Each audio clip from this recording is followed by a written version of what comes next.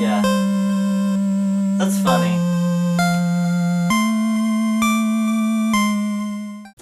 Hey, you, Mr. Person who's literally just me in a different color shirt. I have something really serious you need to take a look at. I'm sorry, but what could possibly be more important than watching this YouTube video? Trust me, this is urgent. You need to see this. Fine, I'll bite.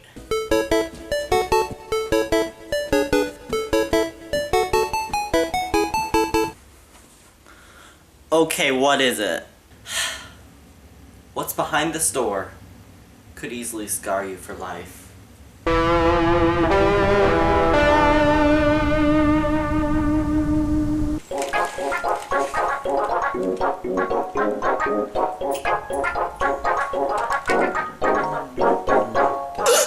The terror! What does it want? How can we make it go away? I don't know how to put this, but I think it wants you to make an Undertale video. Wait, what? That literally makes no sense. How does that even... How does a dog want... How does it... Why? That doesn't... That's like...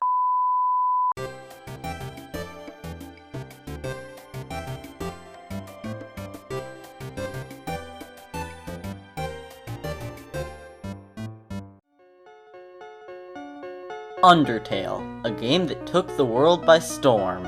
In the last few months of 2015, the internet morphed into a place with a whole lot more skeletons and a ton of Death by Glamour remixes.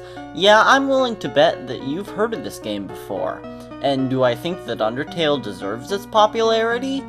Heck yeah! It's probably my favorite game that I played in 2015, even above Shovel Knight, Xenoblade, and Mario Maker. And I'm gonna talk about it on this episode of Why I Love This, the show where I take a game and tell you some reasons why it's the best. I would bore you to death with more incredibly long introductory stuff, but I think I'll spare you the agony. Yes, the central mechanic of Undertale is sparing enemies. Unlike similar games where you usually just flee from or kill every enemy you encounter, Undertale also gives you the option to settle your differences and walk away as allies. And it's really cool. With this system, you not only have several interesting challenges with boss fights, but it allows you to learn about each enemy's personality. There's the bird that wants you to laugh at its jokes, the ant that just needs some alone time, and this thing that's obsessed with cleanliness. I could go on and on about all of the unique characters this mechanic helps breathe life into. And you know what? I will!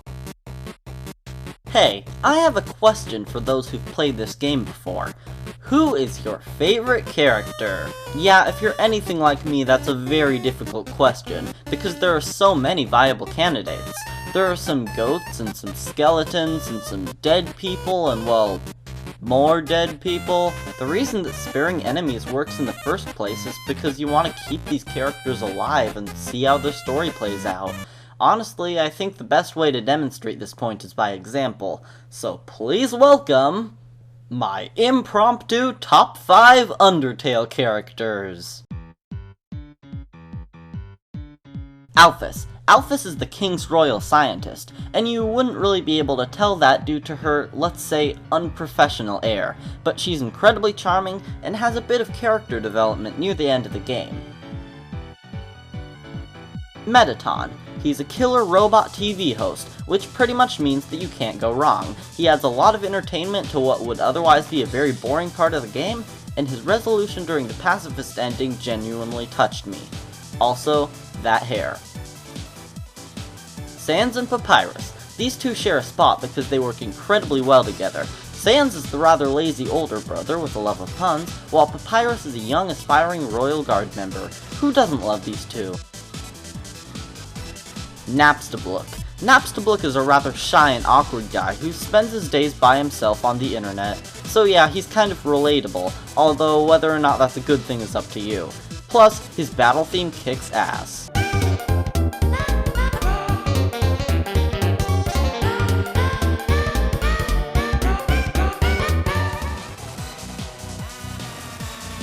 Flowey. Ever heard the term love to hate? That's pretty much Flowey in a nutshell. I could go on and on explaining my obsession with him, but we'd be here all night. Just play the game yourself.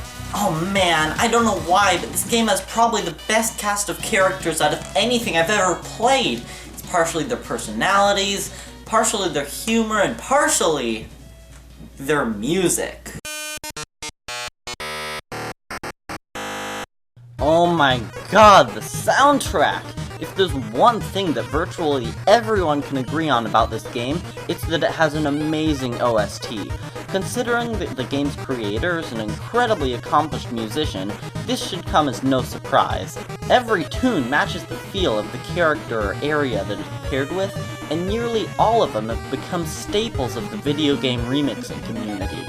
Most pieces are variants on 20 or so themes, and they're all done intentionally to represent connections between events. A few of my favorite tracks include Ghost Fight, which I mentioned earlier, Metal Crusher, and of course, Dog Song.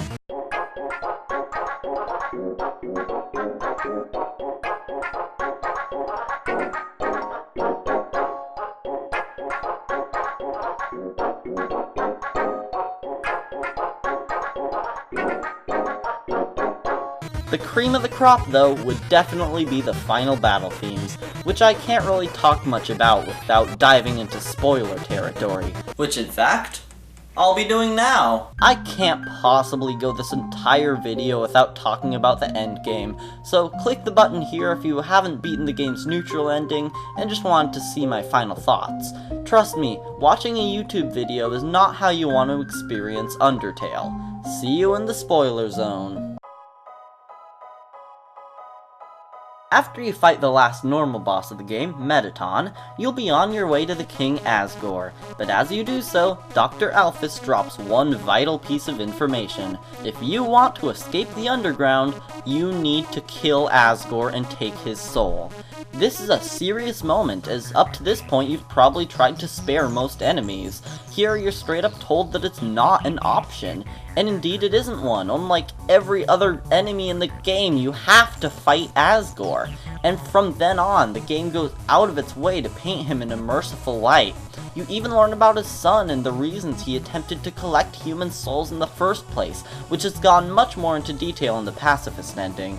But eventually, you do fight Asgore, and he shatters your mercy button into pieces with his spear. For the first time yet, you are forced to fight in a battle worthy of a finale, and eventually you get him down to 1 HP, and he finally gives you the ability to spare his life.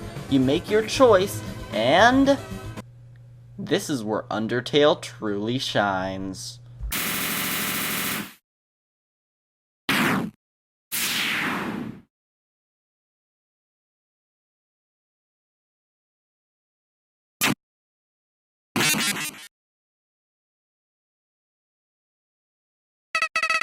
Just when you thought the game was wrapping up, you're faced with the kill or be killed Flowey, and your hopes of peace are crushed beneath your feet. Flowey is legitimately terrifying, crashing your game, deleting your save file, and turning into this thing. As Flowey, in his own words, becomes a god, it's your last challenge to overcome this monstrosity and free the lost souls. This fight gave me nightmares, but I still love it despite that, and partially because of it. And once it's all said and done, you're presented with one of the most impactful screens I've experienced in a video game in recent memory.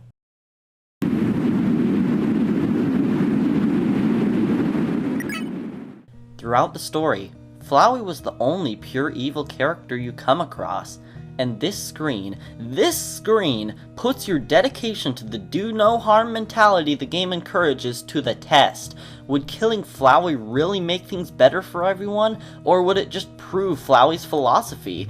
Is pacifism really worth it in this case? It's a small moment, but one that really impacted myself and other players. In the end, the game wraps up and you're challenged to find the true ending, which, if you'll even believe me, was something I enjoyed even more than the neutral ending. I won't go into detail about this since the video's gone on long enough, but it's the perfect send-off to this game. If I ever make a Why I Love Undertale Part 2, which is a definite possibility, I'll discuss it there. And then there's the genocide ending, which I haven't quite got to yet because, well, That Undyne fight is way too difficult and I haven't had time to beat it, okay? And when you look at all the ways this game is so impactful, you start to see something unfold. Undertale plays with our understanding of JRPGs and video games in general. With this game, a lot of people throw around the term breaking the fourth wall. While this tactic is usually used in the form of a lame throwaway joke, Undertale really brings it to the next level. It knows the mindset people have going into it and uses that to enhance its central theme. When you could seamlessly jump from a heartbreaking goodbye with your mother to skeletons that make puns without feeling odd whatsoever, you know that you have something special. The game understands what it is and builds everything around that. Let me give you an example. The reason comedies can often be really terrible is that the message and the humor can tend to clash with each other.